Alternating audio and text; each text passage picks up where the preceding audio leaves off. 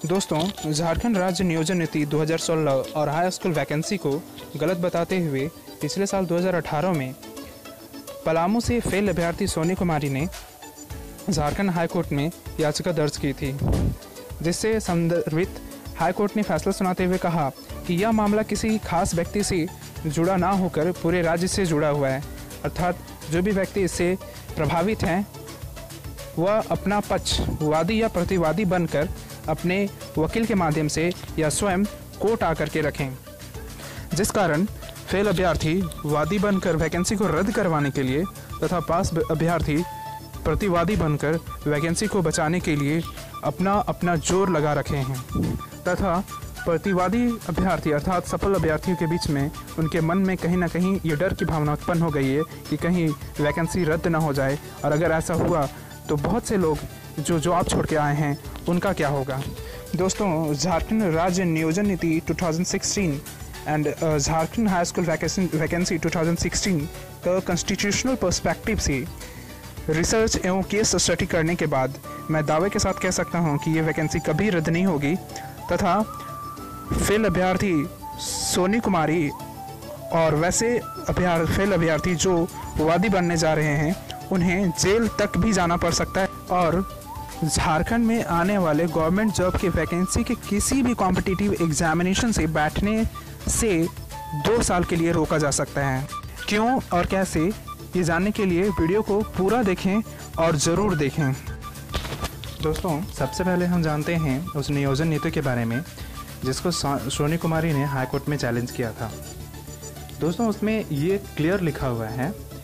कि उसका first para में क्लियर लिखा हुआ है कि राज्यपाल लोक अधिसूचना द्वारा ये निर्देश दे सकता है कि संसद या उस राज्य के विधानमंडल का कोई विशिष्ट अधिनियम उस राज्य के अनुसूचित क्षेत्र या उसके किसी भाग पर लागू नहीं होगा। और दूसरे पैरा में लिखा हुआ है कि चूँकि विषम भूपृष्ठीय बनावट, जल संसाधन की कमी, वृक्षादन का ह्रास और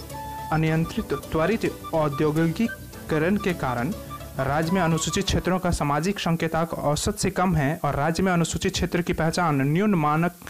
मानव विकास सूचकांक, पिछड़ापन, पृथकता और गरीबी द्वारा होती है। उपयुक्त जनित कारकों की पहचान करते हुए झारखंड जनजातीय परामर्शदात्री परिषद द्वारा जिला स्तर के वर्ग 3 एवं वर्ग 4 के पदों पर नियुक्ति हेतु राज्य के 13 जिलों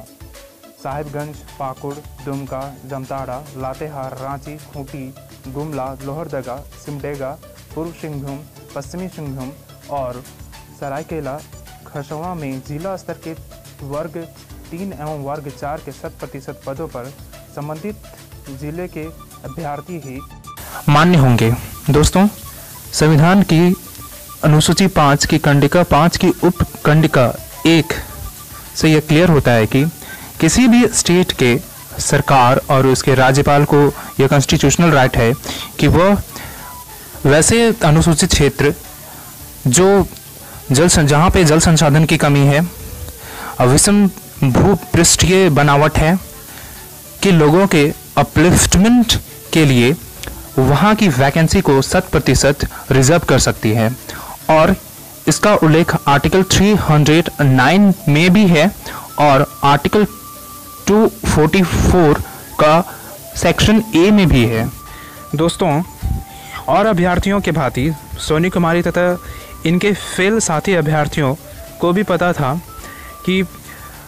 हाई स्कूल की वैकेंसी नियोजन नीति 2016 के नियमों के आधार पर बनी हुई थी, अर्थात कोई भी गैर अनुसूचित जिला का अभ्यर्थी अनुसूचित जिला के से फॉर्म अप्लाई नहीं कर सकते थे।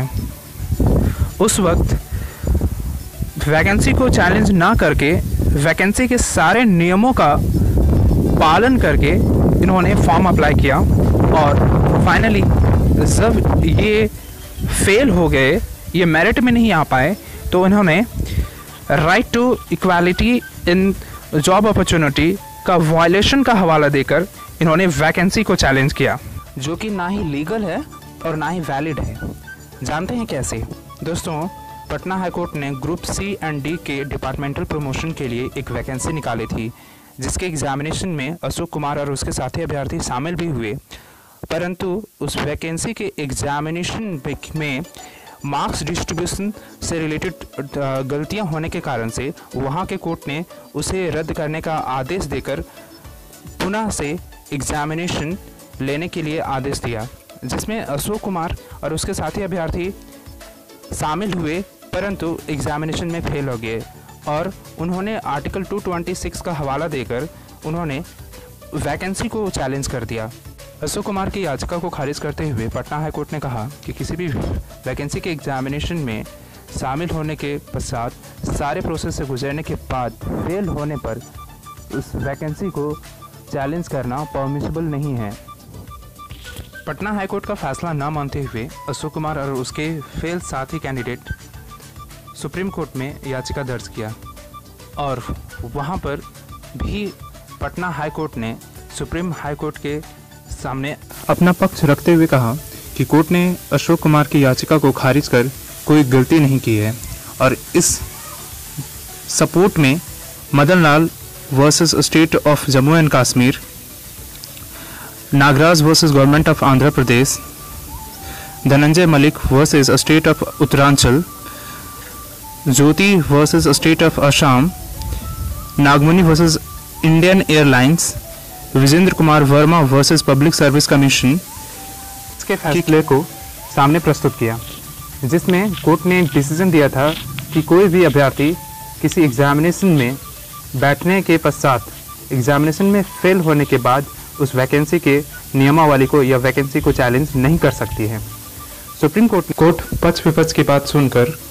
अशोक कुमार की याचिका खारिज करते हुए अपना फैसला पटना कोर्ट के हित में सुनाते हुए कहा कि कोई भी अभ्यर्थी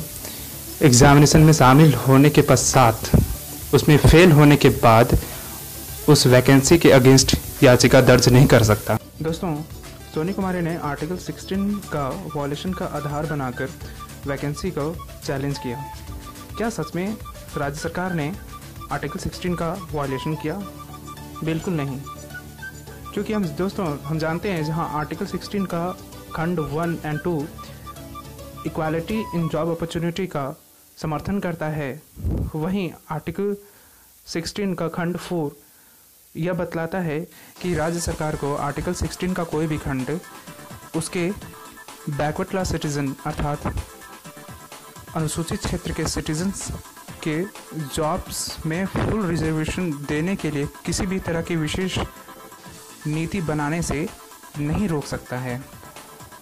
निष्कर्षतः हम कह सकते हैं कि कोई भी राज्य सरकार संविधान की अनुसूची 5 की कंडिका 5 की उपकंडिका 1 का प्रयोग कर जल संसाधन की कमी, औद्योगिकीकरण की कमी या प्रभाव या विषम भूपट्टीय परिस्थिति के आधार पर अनुसूचित क्षेत्र के 100% रोजगार आरक्षित कर सकती है। स्टेट गवर्नमेंट आर्टिकल 309 का प्रयोग कर शेड्यूल्ड डिस्ट्रिक्ट के लिए डिस्ट्रिक्ट लेवल के जॉब्स को 100% रिजर्व कर सकती है तथा कोई भी कैंडिडेट किसी भी वैकेंसी के एग्जामिनेशन में शामिल होकर सारे प्रोसेस से गुजरने के बाद फेल होने पर वैकेंसी को चैलेंज नहीं कर सकता। सोनी कुमारी फेल होने के बाद वैकेंसी के अगेंस्ट रिट दर्ज की जो कि इनवैलिड है और इसी कारण वो केस हारेगी। दोस्तों, चिंता की घड़ी जल्द ही खत्म होने वाली है क्योंकि सोनी कुमारी का हारना तय है और वैसे कैंडिडेट्स जो सोनी कुमारी के साथ वादी बन रहे हैं हारने के लिए तैयार रहेंगे और जेएसएससी तथा कोर्ट को गुमराह करने के जुर्म में जेल जाने के साथ साथ जेएसएससी और जेपीएससी के किसी भी कॉम्पिटिटिव एग्जामिनेशन में बैठने से 2 साल के लिए बैन होने के लिए तैयार रहिए। Thank you for watching everyone. Do subscribe and press bell icon for more interesting videos and updates.